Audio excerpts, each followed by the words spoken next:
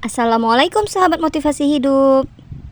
Sebelumnya sahabat motivasi minta maaf nih, udah lama banget sahabat motivasi nggak upload video untuk para sahabat motivasi semua. Sekarang sahabat motivasi akan kembali dengan konten-konten menarik yang informatif yang hanya disajikan khusus untuk kamu. Jangan lupa subscribe and like ya, agar kamu nggak ketinggalan konten-konten menarik selanjutnya. Sahabat motivasi hidup, kalian pasti tahu kalau beberapa tahun belakangan ini media sosial lagi diramaikan dengan influencer-influencer ganteng bertitel Gus nih.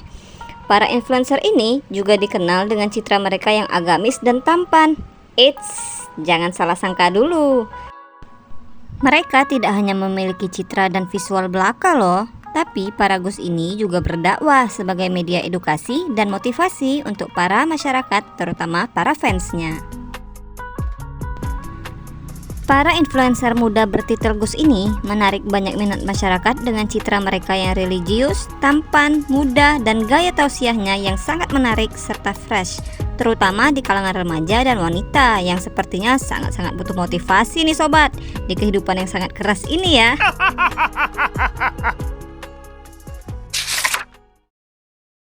Nah, sebut saja 3 pendakwah muda ini, di antaranya ada Gus Ikdam. Siapa sih Gus Ikdam ini? Yuk kita jelaskan biografi tentang Gus Ikdam ini ya sobat. Dari beberapa sumber, Agus Muhammad Ikdam Khalid atau dikenal dengan Gus Ikdam adalah seorang pendakwah muda dari Nahdlatul Ulama yang terkenal karena cara ceramahnya yang kekinian, lucu, dan mudah diterima berbagai kalangan. Gus Ikdam sendiri merupakan pendiri Majelis Taklim Sabilut Taubah yang kini memiliki 66.000 lebih jemaah dari berbagai pelosok Nusantara. Mubalik muda asal Blitar ini, tunggu, kenapa saya bilang muda? Ya, karena beliau kelahiran 1993 yang berarti pada tahun ini beliau berusia kurang lebih 31 tahun. 31 tahun itu masih termasuk muda loh teman-teman. Kembali lagi, Gus Idam ini viral dengan jargonnya seperti dekengane pusat, wongo teko, dan lain sebagainya. Selanjutnya nih, ada Gus Asmi, seorang santri muda yang viral karena menjadi vokalis grup Sholawat Syubbanul Muslimin yang berasal dari Pondok Pesantren Nurul Qodim Kalijakar Poiton, Probolinggo. Dengan suara merdu dan ketampanannya, Gus Asmi telah menarik minat dan disukai oleh remaja-remaja saat ini. Terbukti dengan sosial media Instagramnya yang mencapai 2,4 juta followers loh. Kalau sahabat ingin tahu lebih lengkap profil Gus Asmi, silakan tonton video kami yang sebelum ini ya sahabat. Selanjutnya yang benar-benar viral dan jadi perbincangan hangat di tahun 2024 nih. Siapa sih yang gak kenal dengan Gus Zizan? Pendakwah muda yang digandrungi anak-anak muda saat ini dengan tausiahnya yang lucu dan inspiratif telah membawa namanya menjadi salah satu influencer yang diperhitungkan di media sosial saat ini loh sahabat. Apalagi baru-baru ini nama Gus Zizan semakin menjadi sorotan tatkala keputusannya yang berani untuk menikah di usia muda. Ia menikah dengan seorang wanita muda bernama Kamila Ashifa di usia yang belum genap 17 tahun loh. Cucu dari Tuan Guru Mustafa, pendiri Pondok Pesantren Al-Aziziyah ini sempat menimbulkan pro kontra di kalangan masyarakat terkait keputusannya untuk menikah muda. Namun, apapun itu, keputusan yang ia ambil pastinya telah dipikirkannya dengan matang. Dan sebagai netizen yang budiman, baiknya kita cukup mendoakan yang terbaik dan mengambil pelajaran dari setiap cerita kehidupan.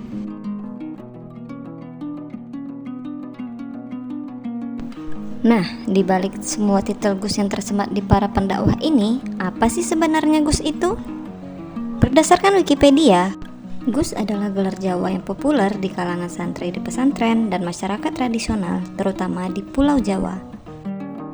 Menurut KBBI, Gus adalah nama julukan atau nama panggilan kepada laki-laki. Gelar depan ini bermakna bagus, tampan, atau pandai.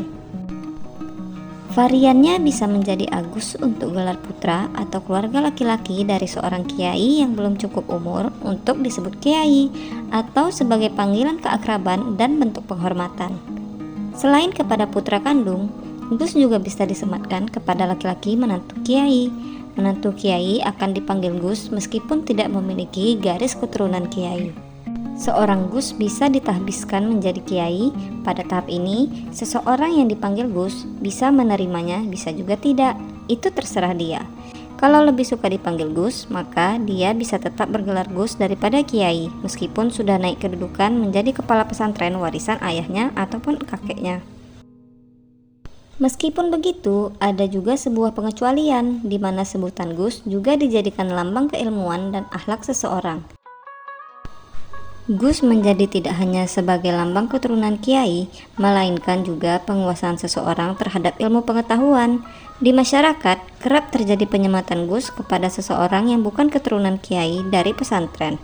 Hal ini terjadi karena anak laki-laki tersebut memiliki kecakapan ilmu pengetahuan umum dan ilmu pengetahuan agama yang luas dan mendalam, sehingga secara aura, keilmuan dan perilaku sosialnya pantas diberi gelar Gus. Berikut adalah beberapa Gus yang mempunyai nama besar di Indonesia.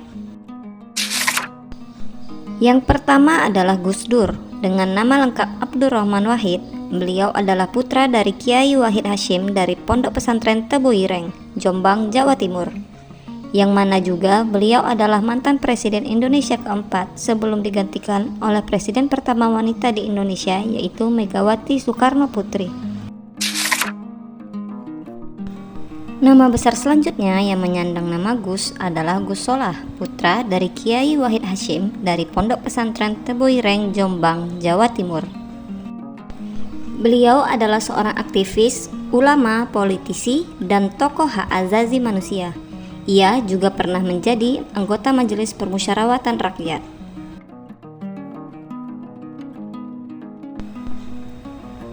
Nama lain selanjutnya yaitu Gus Baha, putra dari Kiai Nur Salim dari Narukan, Rembang, Jawa Tengah.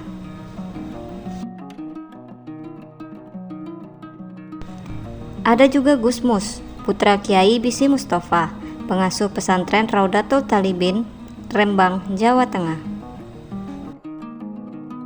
Dan yang terakhir ada Gus Miftah, pengasuh pondok pesantren Ora Aji, Yogyakarta. Baru-baru ini beliau ditunjuk oleh Presiden Prabowo Subianto untuk menjabat sebagai utusan khusus Presiden bidang kerukunan dan pembinaan sarana keagamaan.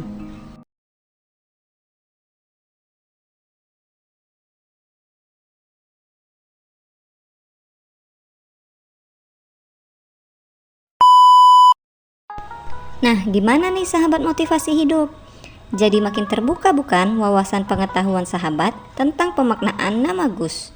Semoga kedepannya Gus-Gus muda yang sekarang terkenal di Indonesia dapat terus memberikan pengaruh yang baik untuk para masyarakat ya. Di balik semua kontroversi pro dan kontra yang terjadi pada titel Gus ini, sebagai masyarakat yang bijak, tentunya sahabat motivasi harap kita semua dapat mengambil yang baik dan membuang yang buruk. Ambil pelajaran berharga dan tetap saling mendoakan yang terbaik demi kemajuan umat ya sahabat. Sampai jumpa lagi di video-video selanjutnya. Salam sahabat motivasi.